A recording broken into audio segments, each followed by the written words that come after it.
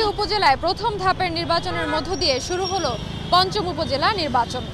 এই মার্চ মাসেই 4টি ধাপের নির্বাচন অনুষ্ঠিত হবে এবং পঞ্চম ধাপের নির্বাচন হবে এপ্রিলে। দর্শক, উপজেলা নির্বাচন নিয়ে এটি নিউজের নিয়মিত আয়োজন মেট্রো সিমেন্ট আমাদের কথার আজকের আয়োজন। আপনাদের স্বাগত জানাচ্ছি, আমি সাদিয়া আফরোজ।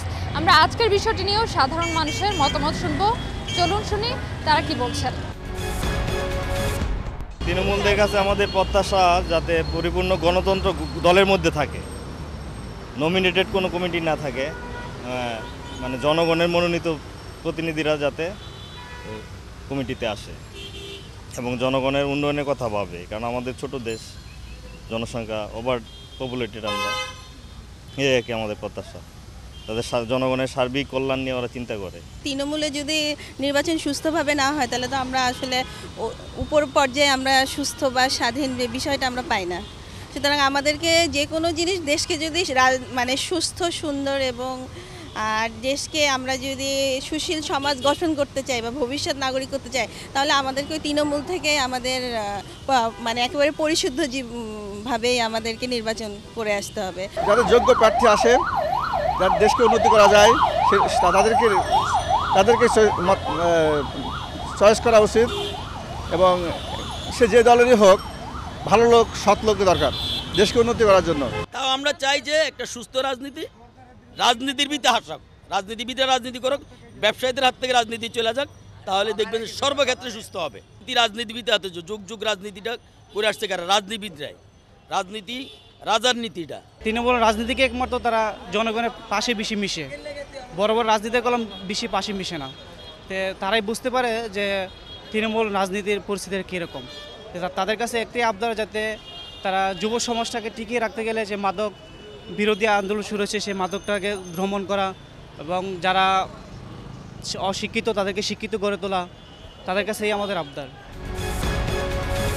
সুষ্ঠু নির্বাচন প্লাস দেশের যারা কাজ করবে শুধু তাদেরই চাই, যারা দুর্নীতি তাদের চাই না, এটাই আমাদের মন্তব্য। আমাদের রাস্তাঘাট কাজ করবে, দেশের উন্নয়নের কাজ করব, আমরা শুধু তাদেরই চাই।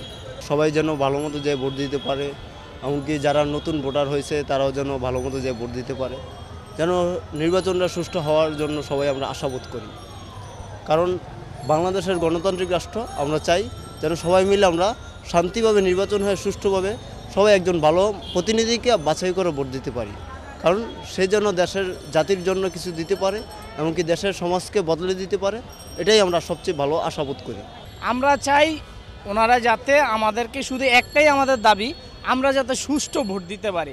আমাদের ভোট দেওয়ার আগেই যাতে ভোট না হয়, আমরা এটাই আশাবাদী সরকারের কাছে, এমনকি এই আপনার নির্বাচন কমিশনের কাছে, সবার কাছে আমাদের একটাই উদ্দেশ্য, যাতে আমরা সুষ্ঠু সুন্দরভাবে ভোট দিতে পারি। আমরা নতুন ভোটার, নতুন মানে নাগরিকত্ব তো নতুন হিসাবেই ভোট দিতেছি, যাতে নতুনভাবে সুন্দরভাবে ভোট দিতে পারি, আমাদের সেটাই আশা। উপজেলা নির্বাচনে আমাদের জনগণের একটা আশা প্রত্যাশা যে এই যে অংশগ্রহণমূলকটা যেন ভবিষ্যতে যেন অংশগ্রহণমূলকটা যেন হয়। নির্বাচনটা কিন্তু হয়ে গেছে, এখানে নির্বাচনের বাকি কিছু নেই। অতএব এই নির্বাচনের জন্য আমরা চাইলেও কিছু পাবো না। সামনে নির্বাচনের জন্য এটাই চাবো, উপজেলা নির্বাচন এটা তৃণমূল নির্বাচন। এই নির্বাচনে জনগণের প্রত্যাশা আকাঙ্ক্ষা বেশি থাকে। প্রত্যাশা নির্বাচন সঠিকভাবে হোক এবং সুন্দর এবং নিরপেক্ষ হোক, এটা আমি দেশবাসীর জন্য যেন সুখবর বয়ে আনে, এটা আমি আহ্বান করতেছি এবং অনুরোধ করতেছি যেন নির্বাচন কোনো রকম দুর্নীতি না হয়। এই জন্য দেশের জন্য একটা উন্নয়নের পথে অগ্রযাত্রা হবে যদি সুষ্ঠুভাবে নির্বাচন হয়। দর্শক, এই ছিল আমাদের কথার আজকের আয়োজন। আগামীকাল একই সময়ে এটি নিউজ আপনাদের সামনে হাজির হবে নতুন কোনো বিষয় নিয়ে। সে পর্যন্ত বিদায় নিচ্ছি, আমি সাদিয়া আফরোজ। আপনারা ভালো থাকুন, সুস্থ থাকুন আর থাকুন এটি নিউজে।